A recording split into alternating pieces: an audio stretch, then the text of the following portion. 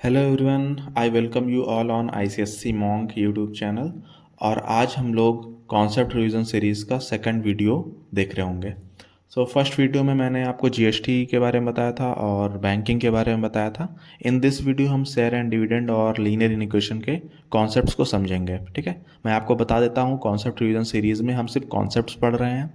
PY की series जो चल रही है उसमें हम क्वेश्चंस भी सॉल्व कर रहे हैं चैप्टर वाइज। ठीक है, तो यहाँ से आप कॉन्सेप्ट्स को समझ सकते हैं एंड आफ्टर कॉन्सेप्ट्स आप वहाँ से क्वेश्चंस प्रैक्टिस कर सकते हैं। अगर आपको पहले से कॉन्सेप्ट्स आते हैं तो आप डायरेक्ट क्वेश्चंस को प्रैक्टिस करिएगा। ठीक है, तो यहाँ पर हम कम टाइम में कॉन्सेप्ट्स को रिवाइज करेंगे। हमारा पहला चैप्टर है शेयर एंड डिविडेंड। तो शेयर एंड डिविडेंड में शेयर से रिलेटेड क्वेश्चंस आते हैं, मतलब कि इतने शेयर्स खरीदे गए तो इनकी मार्केट वैल्यू बताओ या फिर इन्वेस्टमेंट कितना है ये बताओ। ऐसे क्वेश्चंस यहाँ पर हमको दिखते हैं। ठीक है, तो पहले हम क्या करेंगे, टर्म्स को समझ लेंगे जो इस चैप्टर में है, फिर हम इसके फॉर्मूलेज को देखेंगे। ठीक है, तो पहला जो टर्म है वो है डिविडेंड। ठीक है, क्या है डिविडेंड? डिविडेंड का मतलब होता है कि कितना इनकम हुआ। ठीक है, सपोज आपने कुछ शेयर्स खरीदे, अब उस शेयर्स पर आपको कितना इनकम मिला उसे ही डिविडेंड बोलते हैं। डिविडेंड को कभी कभी इनकम भी बोल दिया जाता है क्वेश्चंस में। अगला है हमारा नॉमिनल वैल्यू या फिर फेस वैल्यू। तो नॉमिनल वैल्यू और फेस वैल्यू शेयर्स की वैल्यूज होती हैं, है ना, और ये कंपनी के द्वारा, मतलब ये फिक्स्ड वैल्यू होती है। फेस वैल्यू और नॉमिनल वैल्यू फिक्स्ड वैल्यू होती है, पर जब आप खरीदने जाते हैं तो हो सकता हो कि कुछ वैल्यू चेंज हो, मतलब जिस पे आपको मिलेगा उसे बोलेंगे मार्केट वैल्यू। सपोज ये एक शेयर है, इसकी एक वैल्यू फिक्स्ड है, उसे हम क्या बोलेंगे, नॉमिनल वैल्यू या फिर फेस वैल्यू। लेकिन जब आप खरीदने जाएंगे तो जिस रेट पर आपको मिलेगा उसे हम क्या बोलेंगे, उसे मार्केट वैल्यू बोलेंगे। ठीक है, अब यहाँ पर आता है at par, above par and below par. ये क्या होता है? एट पार तब होता है जब मार्केट वैल्यू और नॉमिनल वैल्यू दोनों वैल्यू सेम है। ठीक है, मतलब मार्केट वैल्यू भी 100 रुपये है, नॉमिनल वैल्यू भी 100 रुपये है किसी शेयर की, तो हम बोलेंगे shares are at par. Above par कब होता है? जब मार्केट वैल्यू की जो वैल्यू है वो ज़्यादा हो जाए नॉमिनल वैल्यू से। सपोज 100 रुपये का शेयर है लेकिन अभी 120 का मिल रहा है, इसका मतलब शेयर्स आर अबव पार।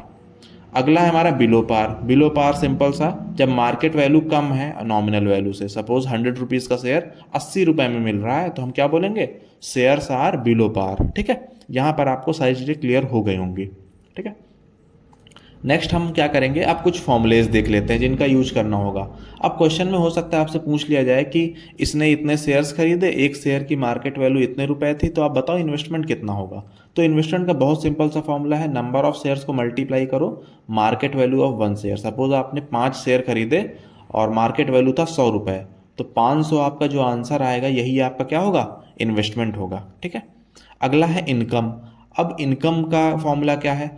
तो इनकम हमेशा, इनकम भी बोल सकते हो इसको, डिविडेंड भी बोल सकते हो। ठीक है, इनकम और डिविडेंड हमेशा फेस वैल्यू पे कैलकुलेट करी जाती है।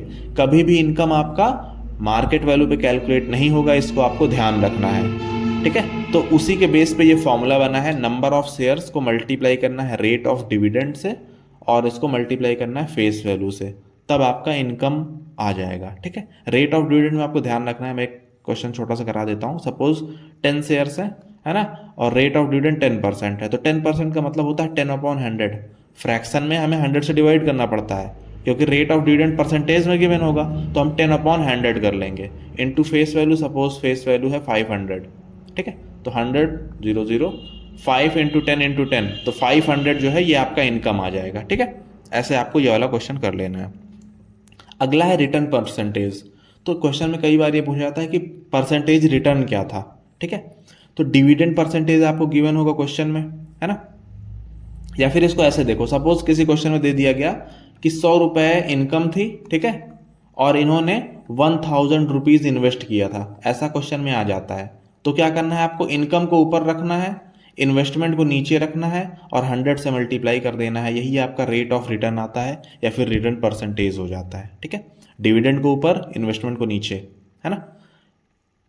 तो ऐसे करेंगे तो आपको ये तीनों चीज़ें, इन्हीं तीनों का यूज करके हम मेजॉरिटी ऑफ क्वेश्चंस करेंगे। ठीक है, most of the times 100% questions आपके इसी फॉर्मूले से हो जाएंगे। मैं आपको क्वेश्चन कराऊंगा तो आपको और क्लियर हो जाएगा, तो क्वेश्चन जरूर देखना, इसे आप भले स्किप कर दो पर क्वेश्चंस को स्किप मत करना।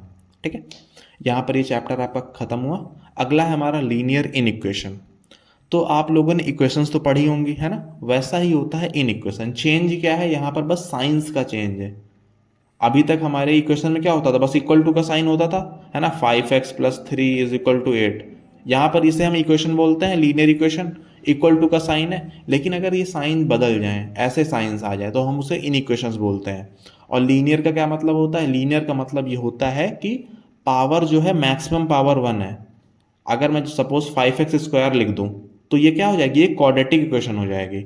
लेकिन अगर मैं सिर्फ 5x लिखूं तो ये एक लीनियर इक्वेशन होगी, है ना। मतलब आगे भी कुछ होगा इसमें, है ना, तभी तो इसे इक्वेशन बोलेंगे, नहीं तो एक ही टर्म होगा तो इक्वेशन थोड़ी होगा।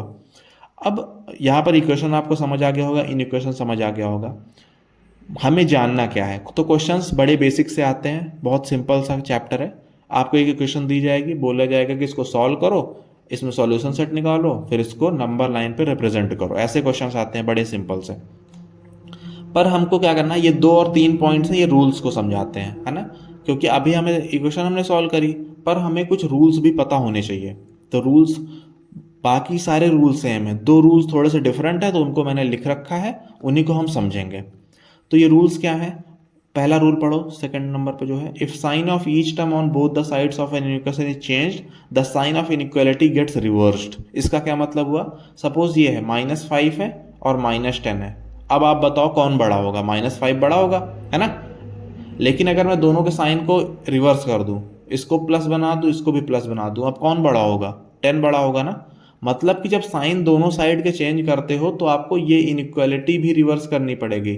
इधर को मुंह खुला था, अब किधर खोलना पड़ेगा, इधर को खोलना पड़ेगा, ठीक है। तो अगर आप अपने इक्वेशन में माइनस से मल्टीप्लाई कर रहे हैं दोनों साइड्स, तो आपको क्या करना पड़ेगा, इनइक्वालिटी को रिवर्स करना पड़ेगा, ये आपको ध्यान रखना है, ठीक है। वैसे इसका यूज़ बहुत कम ही होता है, पर पता होना चाहिए, है ना, इसलिए मैं बता रहा हूँ। अब तीसरा पॉइंट देखो, तीसरा पॉइंट है कि अगर आप रेसिप्रोकल्स लेते हैं तब भी आपको इनइक्वालिटी रिवर्स करनी पड़ेगी। इसको भी देख लो, अब जैसे 10 है और 5 है, कौन बड़ा होगा, 10 बड़ा होगा। लेकिन अगर मैं दोनों तरफ रेसिप्रोकल ले लूँ, 1/10 और 1/5, अब 1/5 बड़ा हो जाएगा, ठीक है।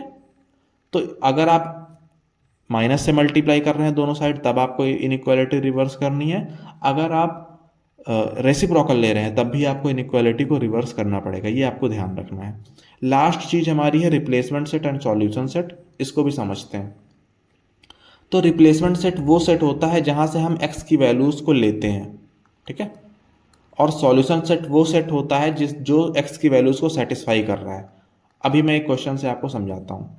अगर मैं ये बोलूँ कि x की जो वैल्यू है वो कितनी -5 से बड़ी है और x की वैल्यू +5 से कम है, ठीक है, मतलब -5 से लेकर के +5 के बीच में है, तो आप क्या बोलोगे, कौन कौन सी वैल्यूज x को सेटिस्फाई करेंगे, -4 सेटिस्फाई करेगा, बिल्कुल करेगा, -5 से बड़ा है x, -3 भी करेगा, -2 भी करेगा, -1 भी करेगा, 0 भी करेगा, 1 भी करेगा, 2 भी करेगा, 3 भी करेगा, 4 करेगा, लेकिन 5 नहीं करेगा क्योंकि x की वैल्यू 5 से कम है, ठीक है। ये कब होगा, जब मैं ये बताऊंगा कि x की वैल्यू क्या है, x इंटीजर से बिलोंग करता है, तभी तो आप ये वैल्यूज बताओगे। अगर मैं बोल दूं x जो है वो होल नंबर है, तब तो माइनस वाली वैल्यूज आएंगी नहीं, है ना।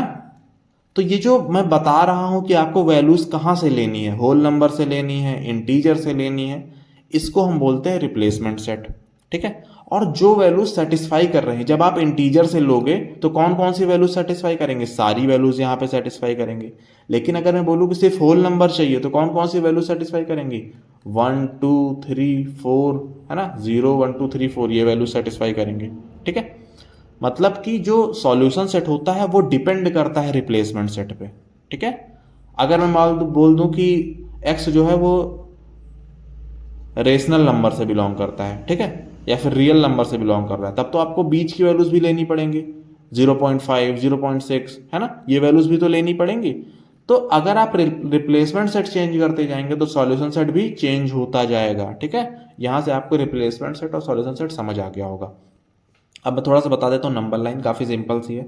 सपोज आपका सॉल्यूशन सेट आया 0 1 2 एंड 3, ठीक है, इतना सॉल्यूशन सेट आया, तो आप नंबर लाइन ऐसे बना दोगे, यहाँ पे 0 मार्क कर दिया, 1 2 एंड 3। अब इसको आप क्या कर दो, थोड़ा सा डार्क कर दो, ठीक है। सपोज आपका सॉल्यूशन सेट आया कि 1 से लेकर के 100 तक, और x जो है वो रेशनल नंबर से बिलोंग कर रहा था, तो बीच की वैल्यूज भी आ जाएंगी। तब उस केस में आपको कैसे करना है, सपोज ये 1 है ना, और ये 100 है, 2 पड़ेगा, यहाँ पे 3 पड़ेगा, यहाँ 50 पड़ेगा, यहाँ पे 80 पड़ेगा, है ना।